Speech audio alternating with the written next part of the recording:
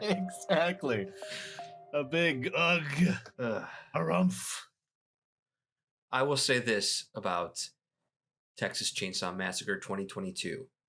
Pretty good trailer. Great trailer. Some potential callbacks that could have been amazing. I love the dead sunflower field, especially after revisiting the first one. I hadn't really noticed how awesome that sunflower field is in the first Right. 1974 incarnation. So I like that set piece, right? The dead sunflowers were pretty spooky. Yeah. So if you don't know, But we're getting ahead of ourselves. Welcome to episode number 7 of All the Horrible Things. Today we're going to be covering Texas Chainsaw Massacre. Not all of them, but 3 very important ones. The original, 2003, which is the reboot, and then whatever. The requel. The requel of 2022. Let's just jump into this remake. Yeah. Okay. Let's talk about this brand new one. While it's fresh. Just popped out this past Friday on Netflix. I tried to look up to see how much money went into it, and I couldn't find anything on it. But it has been in the top 10 since its release. Yeah. I haven't seen it go higher than number 3 though. Have you? No. Yeah. No. I hadn't heard a lot about the filming while it was going on. This sort of just kind of came together very quickly. And I imagine you're able to do that because it's just one major location. Right. Not to say that the original isn't. I mean, the original is primarily one location and on the property. This kind of felt like when the Brady Bunch went to that ghost town. and it felt like one of those Wild West ghost towns that were popped up. It did, but there was nothing really spooky about it, and very little made sense as a whole.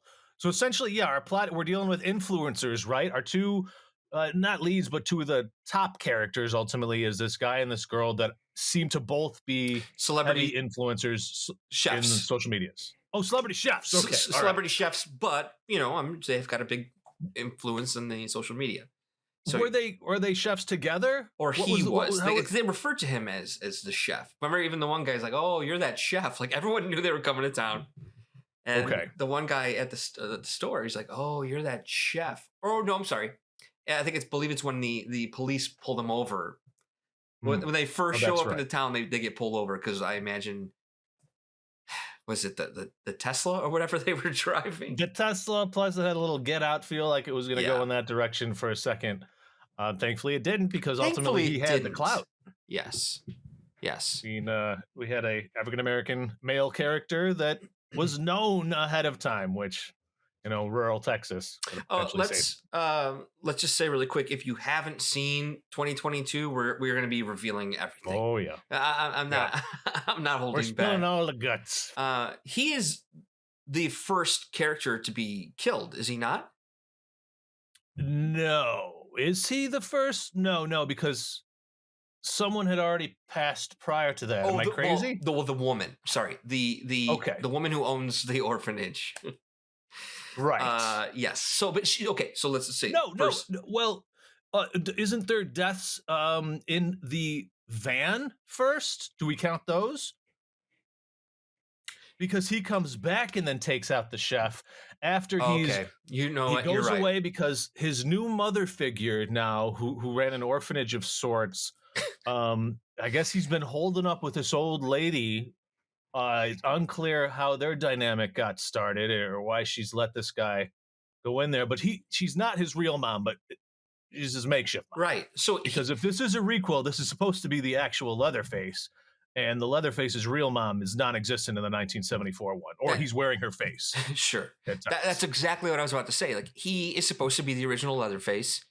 I would say mostly because the chainsaw is hidden in the wall. Right.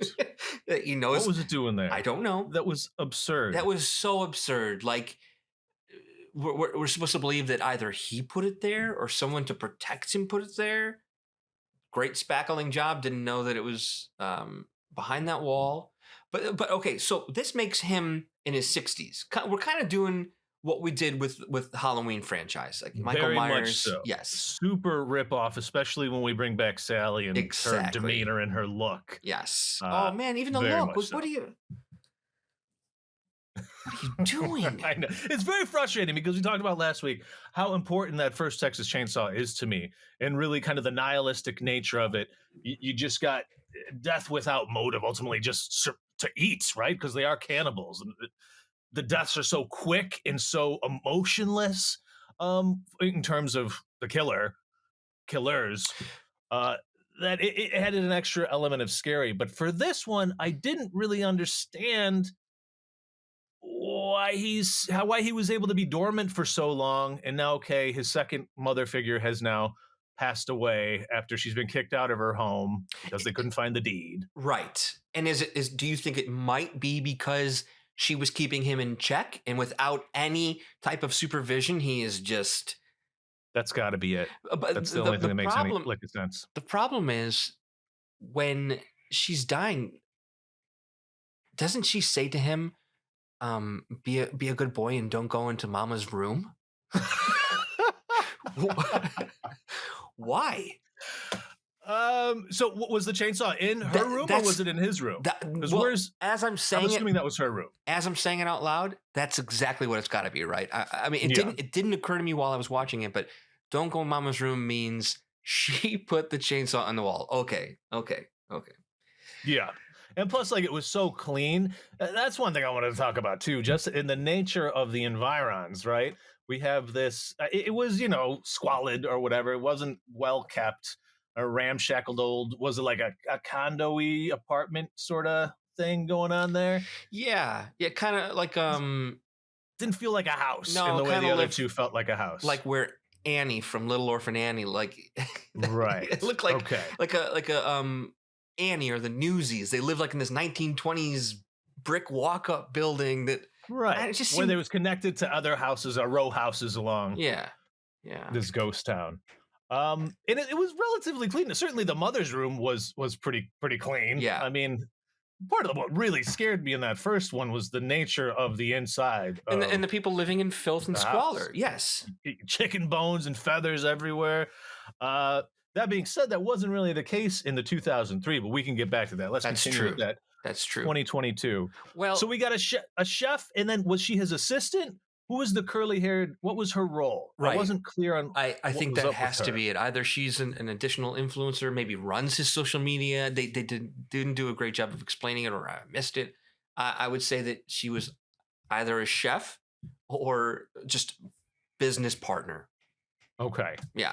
Yeah, because the cops didn't seem to know her, so she didn't have as much clout, it seemed. Correct. Right? Yeah. Why would a chef want an old ghost town and to create a little party spot there? So I didn't. This seemed weird to me. Yeah, in my head as I'm watching it, I'm thinking, are they trying to do what those HGTV shows do? Like they go into a town and they fixer upper. Like are they trying to spin this? Like there's that couple on HGTV that operate out of Waco, Texas, and they basically brought all this business back into the town and put new life into the town. I kind of felt like they were borrowing from that in today's culture. All right. That could have been clearer because I just got the sense they were I was renovating it. They bought the whole town out just to kind of make a hotspot, a little party town, not necessarily to improve it in the way you're saying, where they're going to document the improvement of it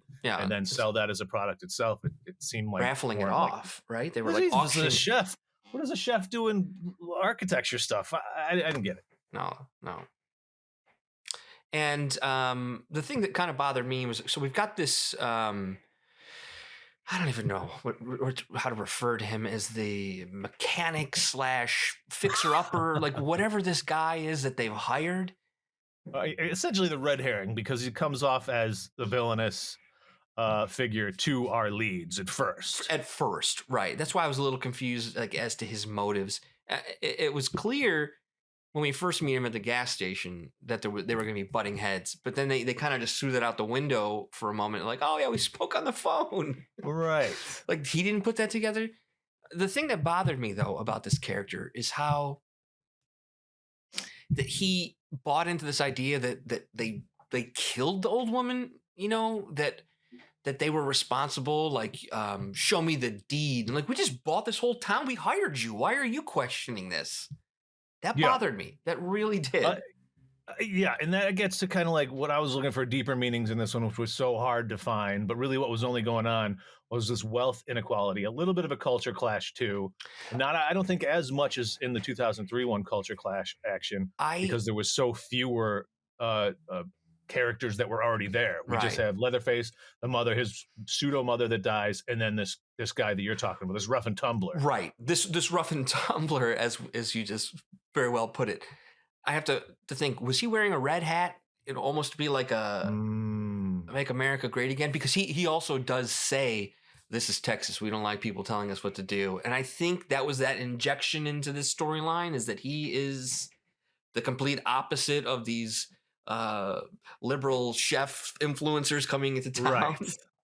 Yes. And of course you did have that Confederate flag there too. He should have had a problem taking it down then, right? Yeah. Yeah, well, I mean, in that sense, it was kind of interesting in that they kind of did subvert our expectations a little bit between the cops at the beginning, and then this character. Yes, he was MAGA-y, but ultimately he does get. I think he's the first killed in the town, right? Isn't he killed before the chef? Which is kind of a no.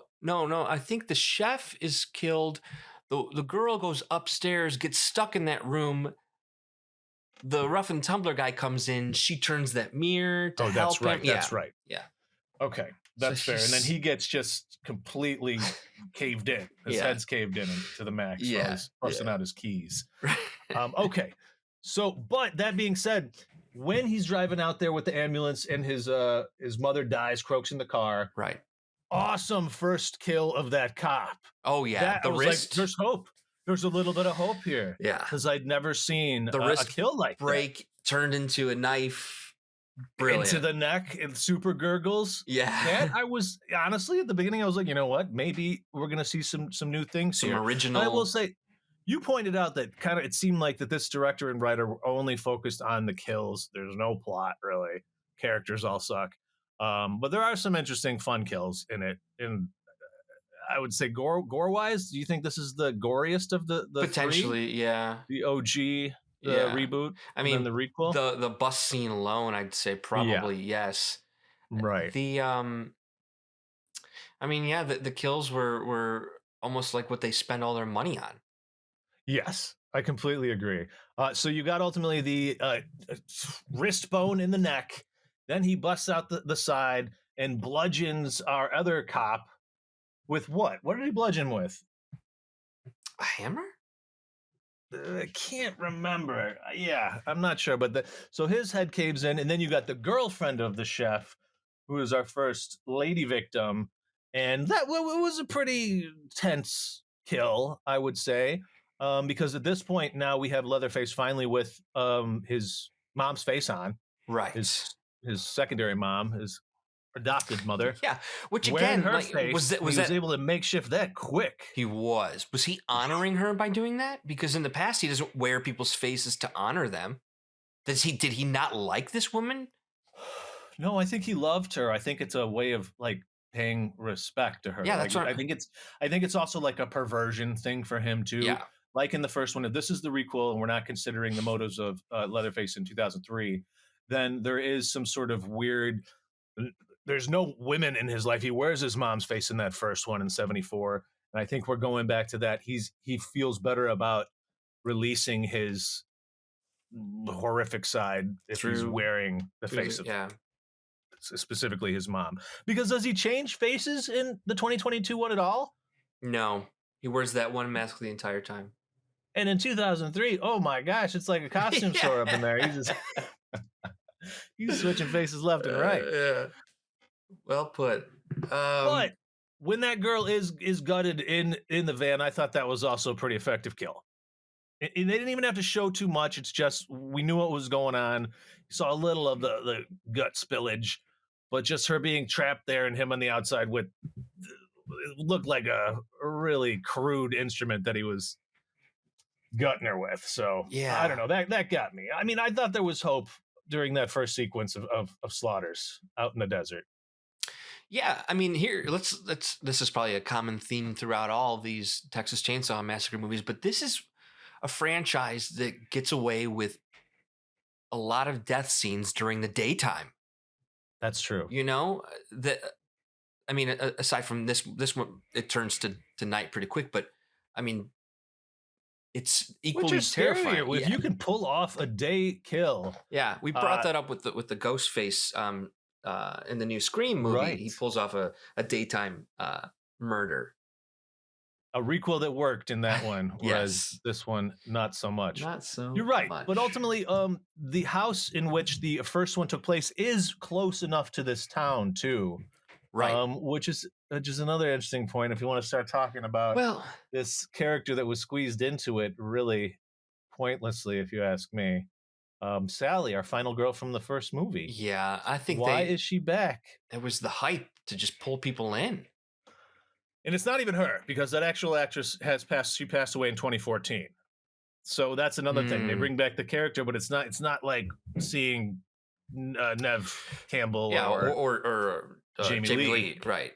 But so let's talk about that location really quick then, because do you think the filmmaker wanted his movie to be so different from the others, and that's why I think all of the other movies in this franchise take place around that house?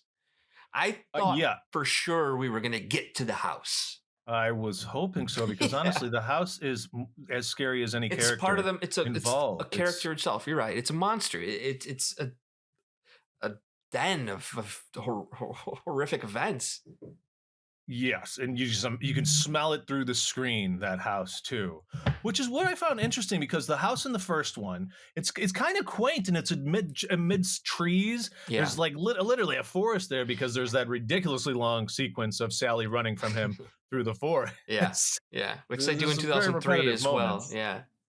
Right, they do pull it off. That being said, in the 2003 version, the house is kind of more in like a field. Yeah. Starkly alone. Yeah. And I feel like the outside of that house in the 2003 one actually looks kind of spooky compared to when you go inside it. Yeah, there's pigs running around. It's a little messy, but it's nothing like that 1974 one, with the exception of the basement. Right. Which is his lair of torture in hell.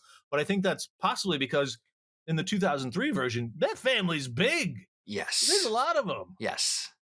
And that's not the case in 74. 74, he just has his brother, his dad, he won't kill anyone. He'll cook them up, but he's not willing to kill anybody. He doesn't have a taste for the kill, is what he said. But he does get his invalid grandpa to try and thwack around the head a couple times with that hammer over that bucket. And that really, really freaky, scary scene. Yes. It goes on a little too long around that table, but that's part of what makes it so horrifying to me in the original. Yeah, you get like a moment to not just, breathe, but it creates a new form of tension. We're learning who these characters are, how they interact with each other. But I think that's the other thing that I really love about the original and the 2003 one, is that we get to see the family. And in this updated version, we're not even told, do they all just die off? And that's why why is he in this orphanage? I mean, he was a grown man in all other iterations. Right. So how old would he be 50 years later? Why are you living in this house? Is it just like hiding out? It doesn't make sense. And when we do see him, he doesn't look as old as our Sally, and I figured he was probably older than Sally in the first one to begin with. It looks more like a man that's 60, maybe. And he has kind of like long hair. It's a way that I just never pictured the man under the leather face to look. I know. At all. He just, in fact, hillbilly-ish. There's a quick scene when we first enter that orphanage, whatever, the building. Right. And we see a little bit around the house, not a lot of it, but we get a shot of a man sitting in a chair upstairs. Right. That was Leatherface? Yeah. I just don't know how he's like not had that bloodthirst for so long now, and then he's been able to just chill out. I don't get that at all. It drives me nuts that he can go from 0 to 60 so fast. Granted, you got the mother issue, but still. Well, the other really frustrating thing about just this whole setting, this whole town, is that This woman's living in this orphanage. This guy's working as a mechanic in the building next door. And then there's no one else. I know. There's no one else working or living in this downtown area.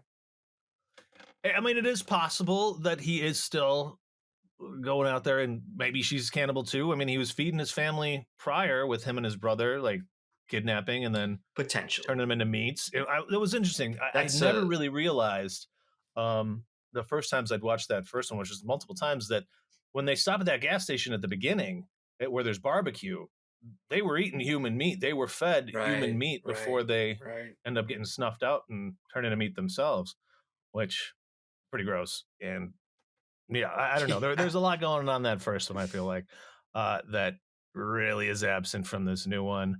Let's talk a little bit about our final girl. Okay. Here's another interesting thing is I thought it was a good character trait. I mean, she had been through a shooting. A school shooting in Texas, because the other guy, she just mentions the name of the school and he knows.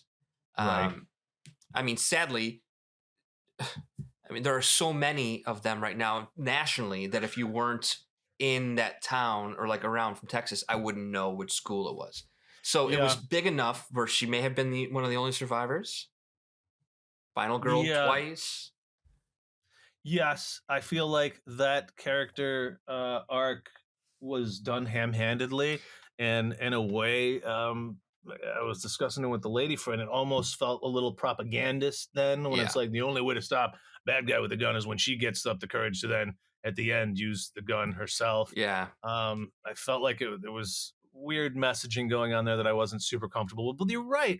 Her being a survivor and having survived that school shooting kind of gives her the moxie to continue on when others might have given up. Appreciated that. I like the actress. She was kind of the only actress that I thought had like decent chops. She's from 8th Grade, Bo Burnham's movie. If you remember that, that's the only other place I'd seen her, and she's amazing in that. And I find her someone that wouldn't have normally been cast too, which I appreciated. Yeah. But I thought she was probably the best of our ensemble. I think so too. Yeah, I think so too. What about her sister, who was the chef's assistant or whatever, the other influencer? Had you seen her before? She looks very familiar. I didn't look it up. I'd say, oh yeah, I know her from something. But it's Sarah Yarkin. The only thing you might have seen her in, I guess, is Happy Death Day to You, which I haven't seen. That's what I know her from. Yeah. And I know she was in an American Horror Story during the cult season. Oh. But I thought she had a really interesting presence. The character was so shallow that I really didn't. Absolutely. This character is so shallow to her sister, who's been through so much. And it's all about like her trying to get this business going, dragging her sister along. But then there's like on a flip of the switch, and then you actually start to like her when they're, in the third act, they're like surviving together. She essentially does try to sacrifice herself on 2 occasions to save her sister. Right. So, you can't not root for that a little bit. And I think it does make her a little more sympathetic after she's been just doused in fecal sludge. Yeah, that was a moment. Was that necessary? Why the fuck was that there? No, it wasn't. Understand. And then when she gets into Sally's truck, I'm like, why would you let someone like that into your truck? Nobody says anything about her stank either. Like, she walks into that van full of people, small confined space, and no one's like, no, get off. You're off. Get off the bus. It didn't seem to mess with her hair too much, though. Her hair stayed pretty bouffanty. No, but you're right. That was a weird thing to add on to it. It just seemed gratuitous. It had it come up where she was hiding later, and then you couldn't tell she was there because of it. I don't know. There was no payoff for that. No. Just another moment to like make it like, oh, gross. It's bloody and poopy. Very true. I do appreciate the chainsaw through the ground stuff. Yeah, I'm always a fan of that. Yeah, because it's like whack-a-mole for psychos. Yeah, or like a weird reverse Jaws type of a thing. Oh yeah, yeah. That was decent. Her crawling around there, and having the hammer like thrown at her and then fall through the ground. Like I kind of dug that. That was a good shot. I did like that too. Let's go back to her upstairs though, as she watches the rough and tumbler get killed. what do you think about hiding in the closet at first, then hiding under the bed? Like such tropes we've seen before. Oh yeah. Was it effective for you? Only for that mirror shot, which I did like. I liked the fact that she was able to like get a little creative. We know that she's smart. She's a survivor. Right. She turns the mirror, and that guy didn't think he'd catch it, but he catches it, and then. I mean, that's true. Still doesn't end up saving him, but I think that was the only reason they put her under that bed. Unless it would have been cool if she was hiding behind a mirror and kind of tilts it. Oh, yeah. But no. That's kind of interesting because I was reading a couple articles on that first one, and they talk about how Sally in the first movie, our final girl, is not like other final girls and slashers because it's just by chance that she is able to escape. She doesn't really use her wits to get out of anything. There's never any time where like she really is able to foil their plans on her own. It's all just complete chance. And that's when we saw this new girl played by Sarah Yarkin with the mirror action. I thought, okay, this girl's smart. Maybe she's going to be our final girl. We're going to see an evolution in how the final girl and the Texas Chainsaws are able to overcome Leatherface. But then, of course, as our final shot shows, she ain't one of the final girls. That's really interesting about Sally. But couldn't you argue that the first Texas Chainsaw Massacre was a film created in response to the Vietnam War? And maybe Sally was, somebody who, like a soldier that was drafted, didn't was forced into it. And if you survived Vietnam, it was by chance. Yeah, the senseless killing back then definitely, I'm sure, played a huge part in it because they definitely had that kind of hippie-ish beatnik vibe to them. I just loved it. But it wasn't the same sort of hippie vibe that we get in 2003. Sure. It was a different one. But I think actually does point more to what you're talking about. Yes. In terms of what was going on with the war. Also, I mean, at that time, there's new regulations on like meat packing and all that stuff. I felt like the meat industry played such a big part in 74 and even in 2003, and just people as meat and just like the nihilistic nature of that is so scary. It wasn't utilized at all in this new one. The setting wasn't a character itself. It did not add to the horror. I feel like the 74 and the 2003 version. I would love to hear Toby Hooper discuss why Sally ends up, just by chance. You think your main character, it's just interesting. And a part of the article also had mentioned how that's what makes this requel and bringing Sally back so pointless, because it makes sense for Jamie Lee to have been obsessed about Michael. It doesn't make sense for 50 years to have passed and had Sally been thinking about Leatherface all this time, because there was other people involved. It wasn't just Leatherface, right? Right. And the fact that 50 years has gone by and she's been hunting him and she's failed miserably, she has done nothing for 50 years. She becomes a Texas Ranger.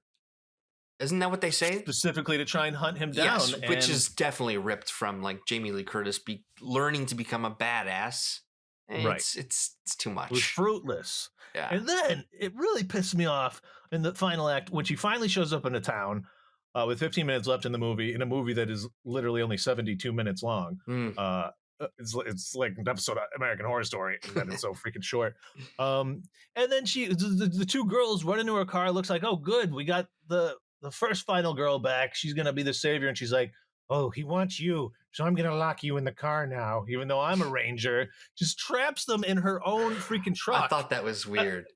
She became a villain in my eyes immediately. I completely agree. I was angered that she should have. I mean, she has been through this terrible, ordeal once before, and then she's forcing these girls to stick around.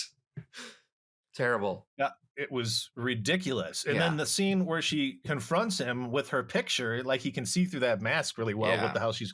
Do you remember me? Do you remember me, Leatherface? Leatherface would probably be like, no, I've killed a ton of people. Do you think you're special? Well, that kind of brings up... Do you remember in the first one, Leatherface really doesn't use words. No, he no. uses grunts and squeals. He seems really mentally inept. Correct. In this one, I don't see that. It doesn't seem like the same character. It seems like he's more like a psycho. Yeah, it seems like somebody who just was sitting at a nursing home this whole time, like in a retirement community, who's just like, I can kill again? Cool. Right. And in the first one, because this is supposed to be the requel, supposed to be that same Leatherface, he was doing it with a purpose for the meats. You know, he was doing it because, I mean, ultimately that's what his dad was selling at that gas station barbecue hybrid. But now there's really no point other than vengeance for his adopted mom's death. Yeah. Which is just BS. It's not compelling motive at all. Did you look up what the this director and the writer have done before? No, I didn't want to. This is the writer's first one to pop up on IMDb, and the only one so far. So it's kind of shocking to me with such a huge intellectual property to give it to somebody who's never ever sold a script before. Right. You know, especially when it's going to Netflix, and some would argue more people they weren't going to make as much money. More people are going to see it on Netflix, especially during, you know, this pandemic. If they would have released it, it would have gotten bad reviews, and then maybe that's why they did it. They did. That could be. And the director himself had only done one thing prior, that was like the Dallas International Film Festival. So we call it Trero or something. This should have been nothing. You got two no names behind the camera, and it shows. This should have been a Rob Zombie film. Oh my gosh, agreed. You know, I mean, his style would have worked so much better here. Or even like, give me a Duplass Texas Chainsaw. Or take it in a less obvious way. Sure, a little more psychological and more character driven, and less, okay, let's set up each next kill. Yeah, I think that's what was missing, is that I really wanted more of Leatherface as a stronger, well written character. You know. Yes, I completely agree. And that's why let's talk about really quick Leatherface in the 2003, because we got this mentally inept character in the OG, and then when they rebooted it for Jessica Biel's 2003 outing, he has a compelling backstory comparatively. Yeah. He essentially has leprosy, is what we're kind of given to believe. Yeah, because when we see him without his mask, he's missing a nose entirely, and they mentioned multiple occasions his skin condition and that he wouldn't hurt a fly. It's just because he's been bullied to hell as a youth that's kind of turned him into this. Sure, but also justifies his obsession with skin. Right, and beauty. And exactly. You know, beautiful women. Lipstick. Yes. Yeah, no, I really found the character development of Leatherface, as well as his family, pretty darn good, because you have his sister who's stolen a baby from a family that's been slaughtered by them. You have the sheriff who's his dad, apparently. His mom's still alive in this one too, so we get rid of all the mommy issues involved, and it's more of like wounded, bullied child with, you know, physical ailment. Right. I felt like, I think even last week when I was talking about Texas Chainsaw, the 2003's, the family's influence played a bigger part in who I initially envisioned Leatherface. And when I went back and rewatched the initial one, it was interesting, the lack of female presence in Leatherface's life, and how, like, having just the psycho brother who, you got to give it to it, he sets the stage of that movie when he's the hitchhiker picked up in the beginning of the 74, cuts his own hand, and he has this weird red welt on his face. Some sort of, and just he's mesmerizing to watch. He feels like he's there with you. He's so scary. You don't get anything like that in 2022. I'm not getting any sense of what made Leatherface what he did. Well, also with 2003 was just so well cast. I mean, true. They were names that you didn't necessarily know at that time. A lot of them have done things since, but they were just good performers. Yeah, I completely agree. Who's it? Arlie Ermery as the sheriff. I've met amazing. I've met him before.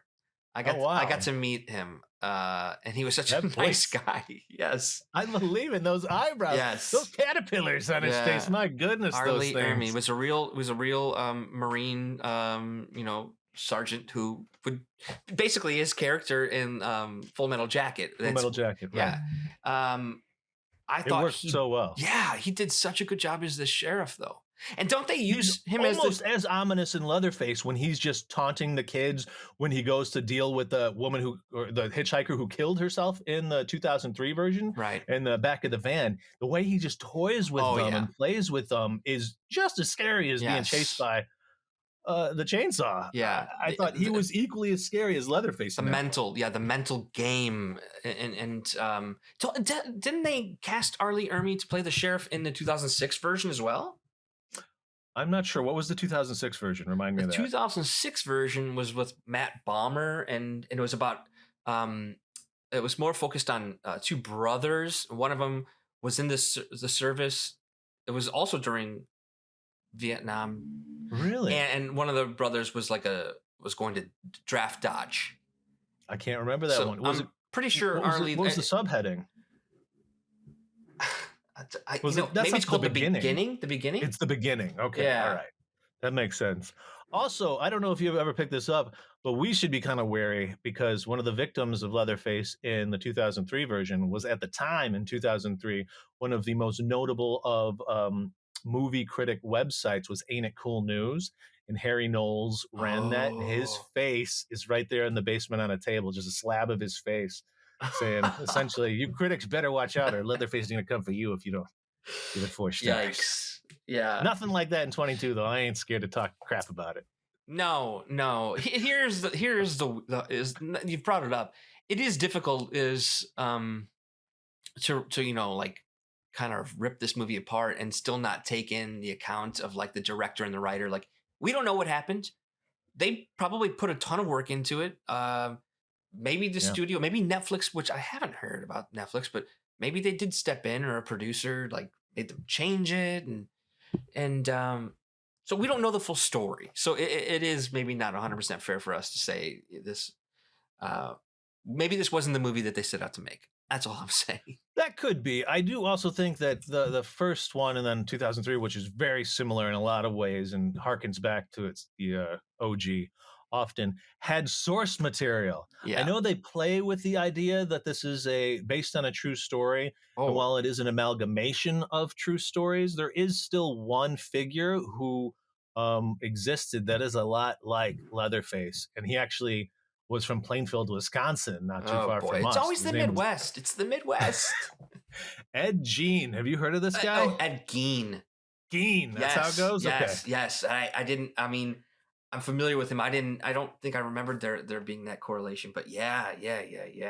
Yeah, he was known for kidnapping women and then ending up headless and all that. Yeah. Really quick, I'm going to run through some of the stuff they found in this actual guy's house when they finally took him down. So obviously whole human bones and fragments, a wastebasket made of human skin that covered several chair seats, which we see in the 74 version. There's chairs made of bones and skin all over the place. Skulls were on his bedposts. Female skulls, some with the top sewn off. One thing I noticed in the 74 that I missed before was there was a lamp made out of the skull of one of the victims. I think the first girl that was killed and put on the meat hook in it. Crafty family. A corset made from a female torso, skin from shoulders to waists.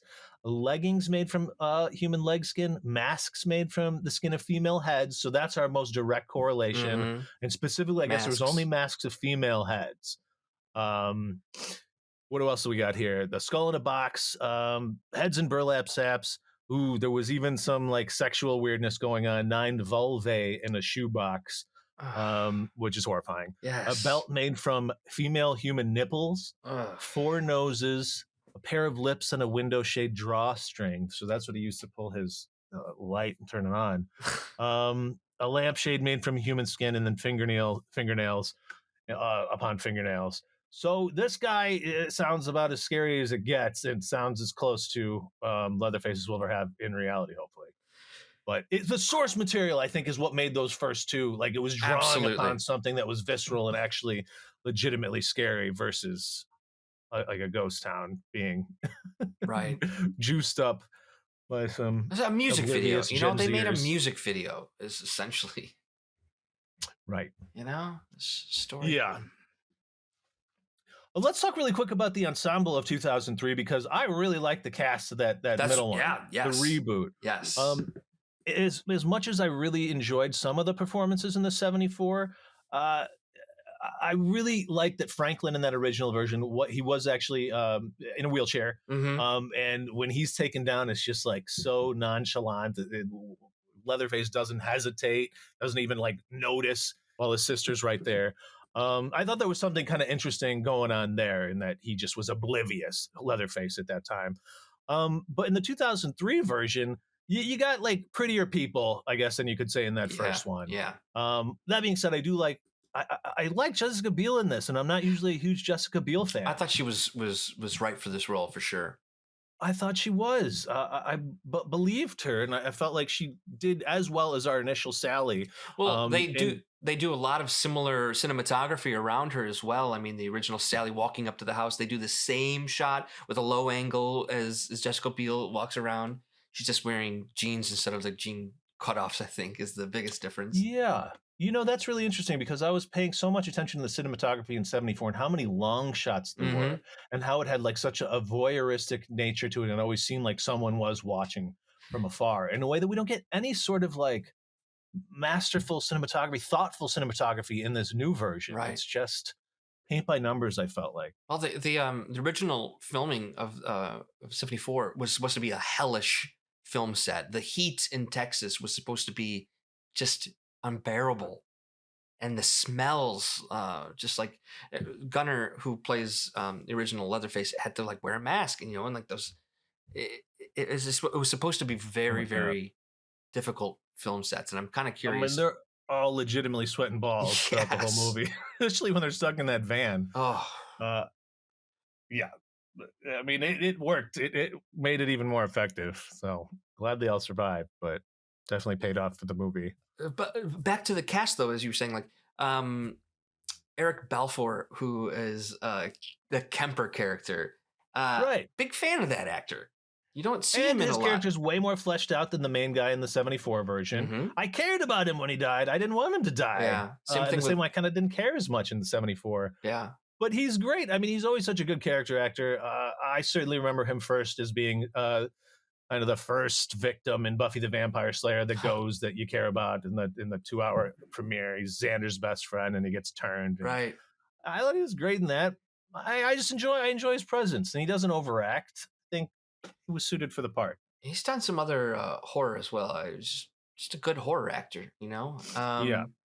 What about Jonathan Tucker, who plays Morgan, and those glasses that, I mean... Oh, he's great. Yes. That guy's like a legitimate actor. He's been in some really good stuff. Yeah. And the more of the macho guy, who is he? The guy in the tank top. Yeah, I don't really. He reminds me of the blonde guy from Party Down, but I hadn't really. Yes. I kept asking myself, is that guy? Mike Vogel. Andy. Mike Vogel. Okay.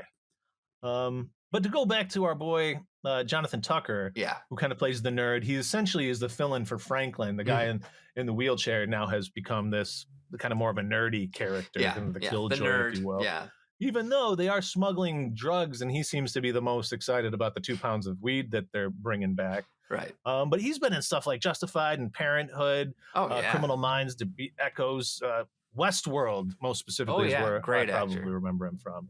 But yeah, he is great. He was in a Masters of Horror back in 2005 too, so he's not shy when it comes to doing the horror.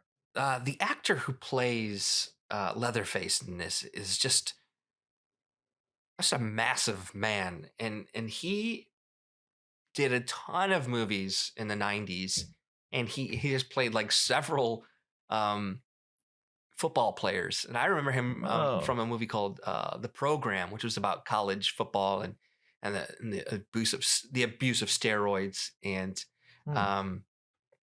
he was just, I thought, did a fantastic job as Leatherface, which is got to be hard, I mean, we're not even talking about the other Texas Chainsaw movies that came before this, the one with McConaughey and stuff. But I thought he brought the scary back for the first time. Yes, it was the most akin to the first Leatherface. Yeah, because he did kind of do some of that dancing with the chainsaw. The way he just moved was ominous in itself, and there was a lot of shots that really tried to mirror how he performed in that first one. There's like shutting of the doors so abruptly, and there's that great shot of him coming through the like the laundry, the clothes on the oh yes, and the clothesline. That's where he takes down Vulva. Oh man, chops off his leg. Yes, cuts it off. That was shot well. His movement was well. The scenes of the chainsaw going through the van at night were awesome. Yes, yeah. The way he's able to pick up the blonde dude, just throw him over his shoulder like a sack of laundry, was impressive or a too. pig, that you were bringing to slaughter. That's true. Yeah, this movie is better than it should have been.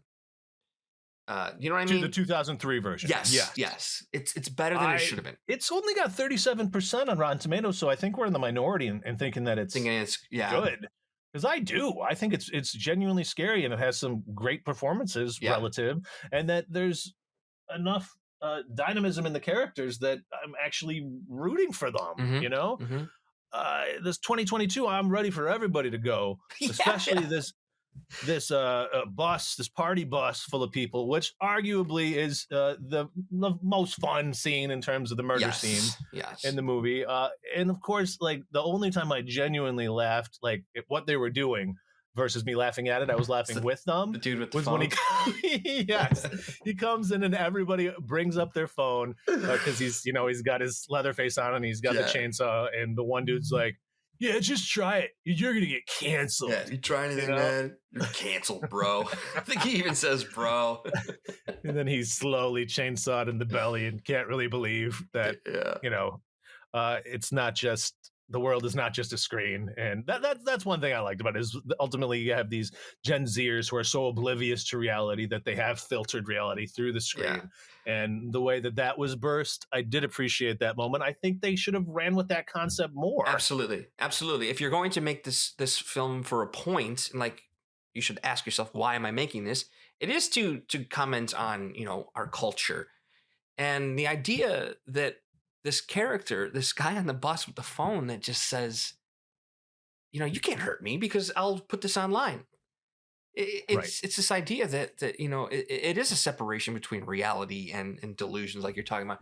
It's people just almost are forgetting to live in the real world, and a lot of people out there are getting hurt, and you can't just fix everything with your phone.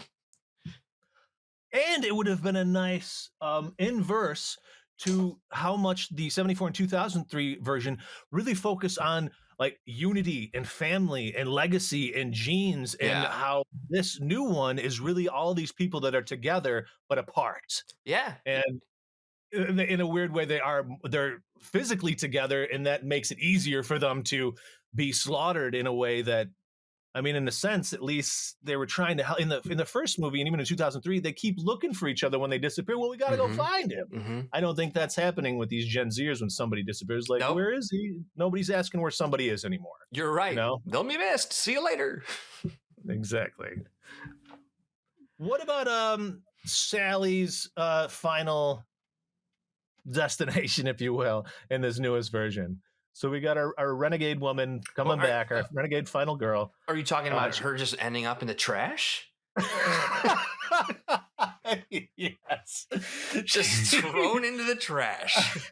Well, after a pretty serious chainsawing, too. That's something that we struggled with when watching it. It was like, how is she possibly alive still, and how is she able to adrenaline, load the gun for Lila? Be like, you can do it. Yeah.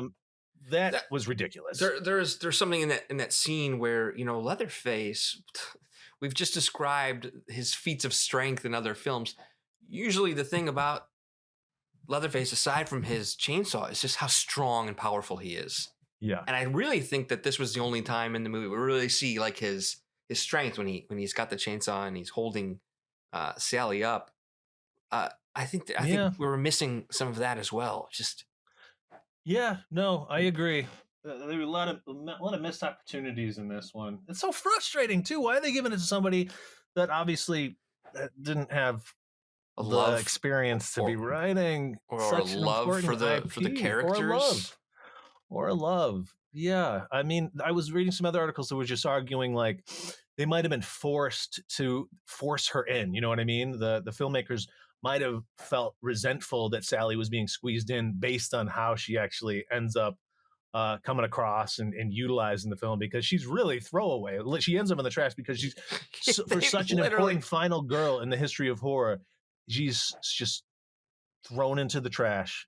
Yeah, what do you think their statement there was? This is what it might have been meta. They might have just been pissed off at the filmmakers forcing her in there. It might have almost been parodic, a parody of what has been going on with the Jamie Lee stuff. And it's like, hell, if you got a 70-year-old woman that's trying to take on a murderer, what's really going to happen these days? Maybe, but that seems too smart for them, sort of thing. Yeah. Yeah, I don't know. I don't know, man. Super disappointment. Do you think we're going to have to wait another 50 years before another good one? What do you think? Well, here is what I'm afraid of. I'm afraid of the lack of success with this, that we may not get more Leatherface. Especially, it is in the top 10, though. Is he just? Oh, absolutely. But my problem is you almost burned this idea of bringing him back into a modern role. Like everything else you're gonna be able to do now with Leatherface, the character, is gonna have to be another flashback. We're gonna have to see a movie set in the 70s or 80s again around this character, because you guys took this opportunity to bring Leatherface into 2022 and you didn't do it. You squandered it. Yeah. So I remember a couple years ago, there were all these talks about a Texas Chainsaw Massacre series, like a TV series, which would have been really, really interesting, because we could have seen the town and the characters and like people who still live there, that maybe kind of like in Scream, we see the family members of the dead characters still living their lives in the same town. I really would have liked that in this world. But I don't think we're going to see a TV series now. If we saw this, it may have turned into this. Maybe that was the problem. Maybe they said, scrap the TV show idea. It's going to be a movie. Take your best ideas and So I don't know. Find new fun ways to kill people and have them buzzing about, shit drenched, beheaded women. Yeah. But to answer your question, what did you think about that? I'm sorry. Go ahead. No, I was going to say, short answer. Yeah, I think we are going to have to wait a while now to see another Leatherface opportunity here. You were going to ask me about the final scene? The final scene. Yeah. Wasn't it interesting? Let's compare all three final scenes. All right. So in the 2022 version, we think we got two final girls. They pop into their Tesla. We're not moving here. Well, after all, the 2022 scene is supposed to be an homage to the 1974 scene of Sally sitting in the back of the truck, just driving away, not being in control of the car, not being in the vehicle. This Tesla, this smart car, they're just like, take us home. And she watches. I mean, the biggest difference is that, her sister was just taken. But I think that was what it was supposed to be. Like, how can we do that same scene differently? And it was clever to a certain extent, but I don't know. I think you probably could have had a stronger ending, because I don't think we're going to see that final girl in anything as a continuation. I don't think so either. I mean, as noted, I thought she did a good job based on, the crappy script or whatever, but I don't like that character. I like Sally a lot better. I like Jessica Biel's Erin a lot better. Yeah. I don't really care what happens to her and how. I mean, now she's gone through two horrors, school shooting, and now this. It's like, what are you doing to this poor girl alone now? Yeah.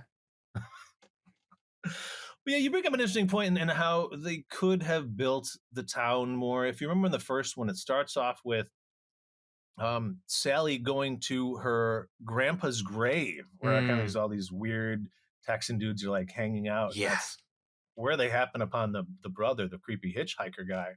And then they're ultimately going to visit the ancestral home. The home next to the Hewitt's home is the home that Erin and Sally both kind of inherited, I guess, and that's what they were going to check out. That was the whole like impetus for them to be there, versus in 2003 where we got them going to a Skynyrd concert, which I didn't think had as much like gravitas as the genes and the lineage aspect of that first one. They do this storyline in the 2006 Alexandra Daddario storyline, where she goes to inherit a house. Oh. I'm pretty sure that's what that is, and I think it was supposed to be another remake of the first one. Okay. And she finds out that she's related to Leatherface. Is that what it is? Yes. She finds out she's related to Leatherface and ends up sort of just like falling into that whole family business, if you will. Right. So we can bring up that movie another time. Talk about the remainder of the Texas Chainsaw franchise, but they did try to expand that town and and those characters in that version. Okay. Pretty sure it's 2006. Huh. Yeah, but that's why I think it could have really been a fun series. Something as disturbing as a family that eats people. I think there's a little bit more there to explore and what else is going on around them. And the whole kidnapping aspect of the child in 2003 version 2, I thought was compelling. And there's a lot going on there with this kind of like outcast family of kind of like backwards people. Hadn't been properly utilized. Hey, I mean, they're good enough that we milked an hour out of talking about it. Apparently so, right? I really hope we get to see more Leatherface somewhere, though. I don't want this to be, you can't end on a bad note. No, I agree. Not even just Leatherface. I'd love to see his hitchhiker brother from the first one back. Yeah. The way that do you remember, like, he takes a picture of them in the car, takes a picture of the dude in the wheelchair. Is that is it the Polaroid camera? It is. It's like a Polaroid. And that's that sound effect that he offers to him, okay, you pay now. Yeah. And the dude's like, I don't want that. That's some crappy pictures. So then he puts it in this foil and puts like some something he lights with it, and then it kind of like sparks up a little bit. Yeah. And then he pockets it again, like he just put like a curse on him. I thought the weird voodoo stuff that was going on with that dude could be utilized more. He's an interesting character. The guy that ran the barbecue gas station, you think he's going to be her savior for a second, and then she starts smelling the meat on the on the barbie, and then he comes in with a potato sack and stuffs her in a potato sack and says, "It'll be over soon, darling." Oh God, He was almost as scary as Leatherface himself. Those guys in that first one, I understand why they were used for Texas Chainsaw 2, which I haven't seen. I've just seen them on the cover. They're all back apparently, including the blood-sucking grandpa who's wearing somebody else's face too. Yes. Yeah, there's a lot there for that family. I mean, I really think Hollywood, if you're listening, don't give up on Leatherface and his family. No, not like it did Tobe Hooper even. Like, what else do you like of his? Because this is such an important horror movie to me. And he did do Poltergeist, which I like. I don't love, but I like. Well, that's the rumor that Tobe Hooper didn't really even direct that. Spielberg still directed that film. Spielberg came in and directed that. Which feels more like a Amblin film, it fits within. It does. Yeah, that's true. Tobe Hooper, he's done. Yeah, he's. I was looking. There's some that I'd like to check out because based on like the synopsis, they sound kind of interesting. There's one called Life Force, which is about alien vampires. Have you seen that? Once years ago, and I think it really needs a revisit. Okay, all right. And Eaten Alive was his follow-up to the Texas Chainsaw. Yeah, and I am deathly afraid of crocodiles. And ultimately, it's a guy who's running a hotel, and people piss him off. He kills them and feeds them to the crocodile. That's his pet. That's kind of good. I'd maybe want to check that out eventually. And then maybe one of his more mainstream one is The Mangler, which I've read the short story by Stephen King, but I don't really see that being a really compelling draw. A laundry machine that is, demonically possessed. That's what it is. I knew The Funhouse from 1981. Oh, what's that about? Yeah, a creepy amusement park. It's kind of like Texas Chainsaw in that 4 teenagers like stumble into a world that they're not used to. Fish out of water, fish get killed. Well, that sounds decent. I might give that one a whirl too. Yeah, I mean he's got some stuff in there that he was a very talented director. I think I think a lot of hit and miss stuff kind of. Right. I think that's the thing, hit or miss. He did a couple Masters of Horror, which I enjoyed. Yeah. The most recent of his that I tried to watch 15 years ago now was a Toolbox Murders, which has Angela Bettis from May, who I just adore. Yeah, she's not on enough stuff, so I think I sought it out specifically for her. I don't remember enjoying it that much, if I'm honest with you. I don't think I did either. But it has been a while. I think it has been a while indeed. Any Flavin, what we're telling the masses is go watch the OG or the 2003. Yeah, don't bother with this. There are other films within this franchise to watch if you liked Leatherface and you didn't like 2022's version. That's all we got for you. That's all we got. That's all we got. Sorry, everybody. But I did want to mention yesterday, the album dropped by my band Compudactyl. Yep. Album title is Porpoise in the Boar. And, we got some sales yesterday, so I'm kind of excited. That's amazing. It's got a little more traction than our other offerings, so that's great. We're more proud of it. So, yeah, check that out. Yeah, like Compudactyl.com or Bandcamp. Yeah, like I said, we'll have, I tweeted it out. And we'll get that out there into the universe more. Nice. Yeah. Okay, until next time, do you want to tell people to stay alive? Stay alive.